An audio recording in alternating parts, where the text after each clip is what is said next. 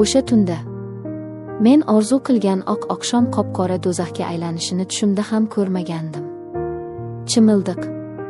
Har bir qizning orzusi. Kuyov bolaning kirib kelishini yuragim dukillab kutardim. Lekin u kirib qo'limdan ushlaganida uning ko'zlaridagi o'sha dahshatli o'zgarishni ko'rib qonim muzlab qoldi. Og'zidan oqayotgan ko'piklar, yerdagi tipirchilashlar. Men erimni o'lyapti deb o'yladim. Lekin eng dahshatlisi bu emas ekan. Eng dahshatlisi o'z aybini yopish uchun mening pok nomimga loy chaplashgani bo'ldi.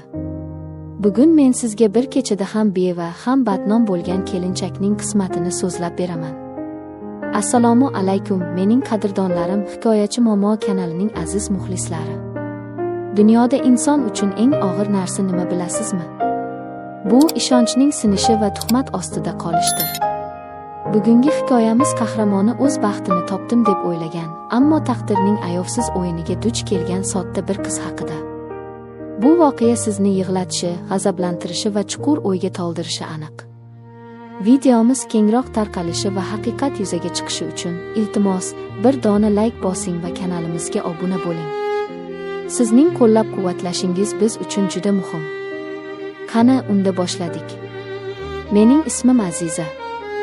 Yoshligimda hamma qizlar kabi men ham oq libos, chiroyli to'y va vafodor yor haqida orzu qilardim.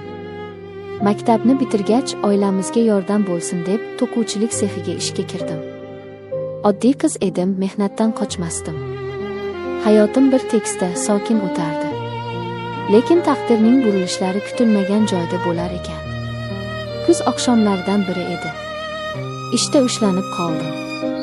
Tashqariga chiqqanimda qosh qorayib qolgan, ko'chada transport siyraklashgandi. Sovuq shamol etimni junjiktirardi. Yo'l chetiga chiqib mashina to'xtatishga urindim. Shu payt yonimda oppoq zamonaviy mashina kelib to'xtadi. Oynasi tushirilib, ichidan kelishgan, muloyim chehrali yigit ko'rindi. Yaxshi qiz, kech bo'lganda qiynalib qolibsiz, o'tiring, manzilingizga tashlab qo'yaman, dedi u. Ovozi shunchalik ishonchli va samimiy ediki, men ikkilanmay o'tirdim. Bu Aziz aka edi. Yo'l bo'yi u bilan suhbatlashdik. U o'zini juda madaniyatli tutardi. Qayerda yashaysiz? Ishdan kech qaytyapsizmi, deb hol-ahvol so'radi. Uyimga yetib kelganimizda rahmat aytib tushib qoldim. Lekin bu tasodifiy uchrashuv emas ekan. O'sha kundan boshlab Aziz aka har kuni mening yo'limdan chiqadigan bo'ldi. Ishdan chiqishimni poylar, meni uyimga kuzatib qo'yardi. Sizni ko'rmasam turolmayman, Aziza, derdi u ko'zlarimga tikilib. U menga shunday g'amxo'rlik qilardiki, har kuni shirinliklar, gullar, kichik sovg'alar. Men bunday e'tiborni hech qachon ko'rmagan edim. Oddiy to'quvchi qiz uchun bu xuddi ertakdagi shahzodaning tashrifidek tuyulardi. Men unga bog'lanib qoldim. Unga ishondim. U mening tayanchim, himoyachim deb o'yladim. Menday baxtli qiz bu dunyoda yo'q deb o'ylardim o'shanda. Oradan ko'p vaqt o'tmadi. Aziz aka so'zda turdi, uyimga sovchilarni jo'natdi. Ota-onam ham uning oilasini o'zini ko'rib, yaxshi joy ekan, kuyov bola aqlli ekan deb rozi bo'lishdi. To'y taraddudi boshlandi. Men bulutlarda uchardim. Dugonalarim havas bilan qarashardi. Qanday baxtli, shunday boy va kelishgan yigitga turmushga chiqyapti, deyishardi. Lekin qaniydi o'shanda bu tilla qafasning ichida qanday sir yotganini bilganimda edi. To'yimiz dabdabali o'tdi. Hamma xursand, o'yin-kulgi. Men oq libosda Aziz akamning yonida turib, o'zimni malikalardek his qilardim. Faqat ba'zida Aziz akamning ko'zlarida g'alati bir xavotir, qo'llarida esa bilinar-bilinmas titroq borligini sezardim. Hayajonlanayotgandir-da, deb o'yladim. Kech tushdi. Mehmonlar tarqaldi. Bizni chimildiqqa kuzatishdi. O'sha xona, shamlar yoritgan, gullar bilan bezatilgan xona. Men uni umr yo'ldoshim sifatida, halolim sifatida intiqlik bilan kutardim. Eshik ochilib, Aziz akam kirib keldi. O'tiribsizmi, jonim, dedi u menga yaqinlashib. Charchamadingizmi? Azizangiz ezib qolmadimi? Yo'q, dedim sekin, yuzimni to'sib. U yonimga o'tirdi. Qo'llarimdan tutdi. Uning qo'llari muzdek edi va qaltirardi. Men boshimni ko'tarib unga qaradim. Aziz aka, tinchlikmi? Mazangiz bo'lmayaptimi deb so'radim. Shu payt dahshatli narsa sodir bo'ldi. Uning ko'zlari birdaniga tepaga ketib qoldi. Oqoq ko'zlari ko'rindi. Qo'llaridagi qaltiroq butun tanasiga o'tdi. A degan g'alati tovushlar chiqara boshladi.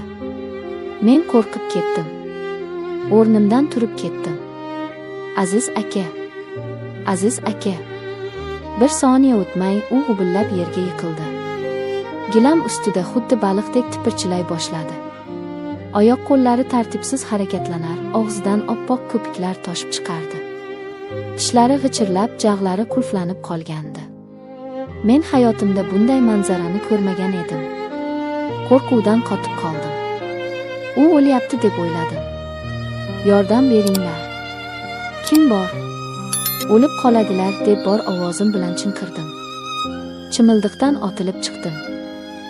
Mening ovozimdan hovlidagi yangalar, onasi, qaynonam yugurib kelishdi. Ular xonaga kirib yerdagi manzarani ko'rishdi. Men qaynonamning yuziga qaradim. U hayron emasdi. U qo'rqmagan edi. Uning yuzida faqat g'azab va shoshqaloqlik bor edi. Qoshiq. Tezroq qoshiq olib kelinglar. Tili orqaga ketib qoladi deb baqirdi qaynonam yangalarga. Men burchakda titrab qaqshab turardim. Nima bo'ldi? Bu nima deb so'radim yig'lab. Qaynonam menga o'qrayib qaradi-da, Aziz akangni tutqanog'i epilepsiya bor-ku, bilmasmiding? Nega baqirasan, elga sharmanda qilib dedi. Bilmasmiding? Bu so'z boshimga gurzi bilan urgandek bo'ldi. Yo'q. Men bilmasdim. Hech kim menga aytmagan edi. Dedim pichirlab. Ular Aziz akamning og'zini ochib qoshiq tiqishdi, yuziga suv sepishdi. Bir amallab o'ziga keltirishdi, lekin u baribir holsiz, karaxt edi. Tez yordam chaqirishdi va uni jonlantirish bo'limiga olib ketishdi. Men o'sha kecha u uyda qololmadim. Ko'z oldimdan Aziz akamning o'sha holati, og'zidan chiqqan ko'piklar ketmasdi. Lekin undan ham og'irrog'i qaynonamning menga qilgan muomalasi va bu sirni mendan yashirishgani edi. Meni aldashgan edi. Kuyov kasalxonada, men esa qo'rquvdan dag'dagʼ titrab, ota-onamning uyiga qochib ketdim. O'sha tunda ota uyimga kirib borganimda, onamning rangi oqarib ketdi. Nima bo'ldi, bolam? Tinchlikmi? Men bo'lgan voqeani aytib berdim. Onam va dadam shokka tushdi. Ertasi kuni kennoyim surishtirgani shifoxonaga, doktorlarga chiqdi. Haqiqatni bilishimiz kerak edi. Va dahshatli haqiqat oydinlashdi.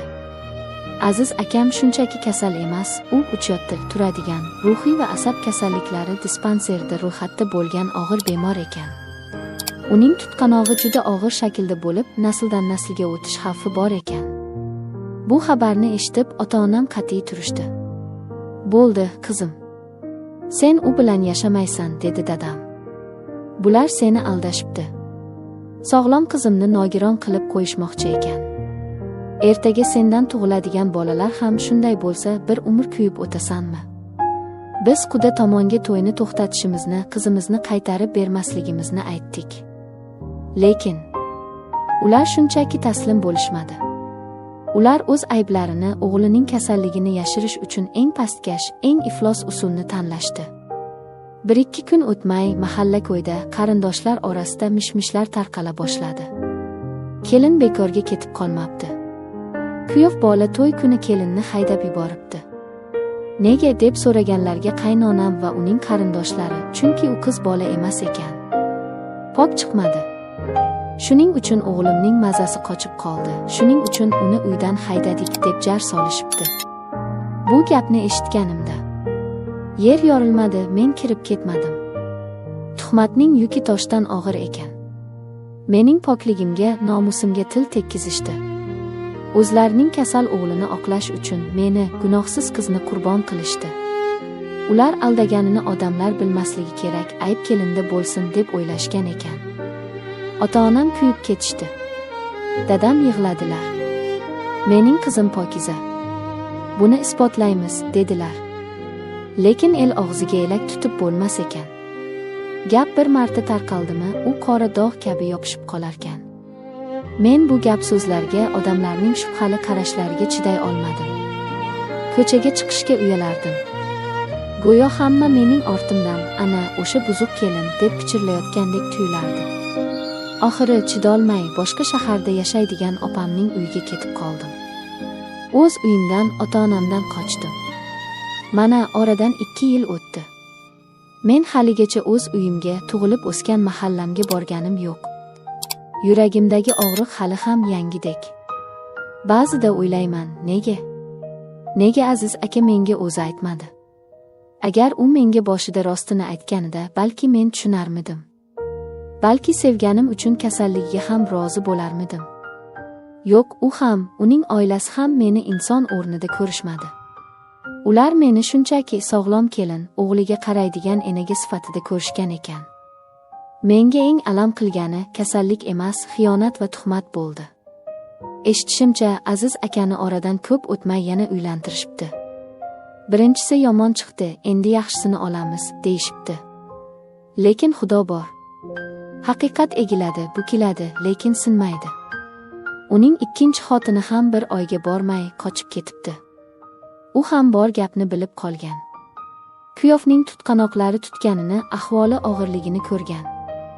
Va hamma narsa oshkor bo'ldi. Endi butun el-yurt bildi. Aziz aka haqiqatan ham kasal ekanligini, mening aybsizligimni, o'sha paytda qilingan gaplar tuhmat ekanligini hamma tushundi. Haqiqat ochildi. Odamlar endi bechora qizga tuhmat qilishgan ekani, u haq ekan deyishyapti. Lekin bu meni baxtli qildimi? Yo'q. Sindirilgan piyolani yelimlab bo'lmaydi. Mening singan ko'nglimni, to'kilgan ko'z yoshlarimni, o'tgan 2 yillik azobli hayotimni kim qaytarib beradi? Men baxtsiz bo'lib qoldim. Erkaklarga, sevgiga ishonchim so'ndi. Yaxshi ko'raman degan so'zning ortida qandaydir manfa, yolg'on yashiringandek tuyulaveradi. Azizlarim, opa-singillarim, mening hikoyam sizga ibrat bo'lsin. Birinchidan, turmush qurishdan oldin, albatta, bo'lajak turmush o'rtog'ingizning sog'lig'i, oilasi haqida yaxshilab surishtiring. Tibbiy ko'rik bu shunchaki qog'ozbozlik emas, bu sizning kelajagingiz kafolati. Ikkinchidan, hech qachon, hech qanday holatda birovga tuhmat qilmang. Ayniqsa qiz bolaning sha'niga. Bu og'ir gunoh. Bir insonning hayotini barbod qilib, o'z aybingizni yashira olmaysiz. Haqiqat baribir suv yuziga chiqadi. Hozir men sekinasta hayotga qaytyapman. Ishlayapman, o'qiyapman. Lekin qalbimning bir chekkasida hamisha o'sha chimildiq kechasining qo'rquvi yashaydi. Men Aziza, baxtsizlikdan kuch olgan, tuhmatlardan omon qolgan qizman. Va ishonamanki, bir kun kelib mening ham chinakam, yolg'onsiz baxtim topiladi. E'tiboringiz uchun rahmat. Agar hikoyam sizning yuragingizga yetib borgan bo'lsa, izohlarda o'z fikringizni qoldiring. Men har biringizni o'qiyman. O'zingizni va yaqinlaringizni asrang.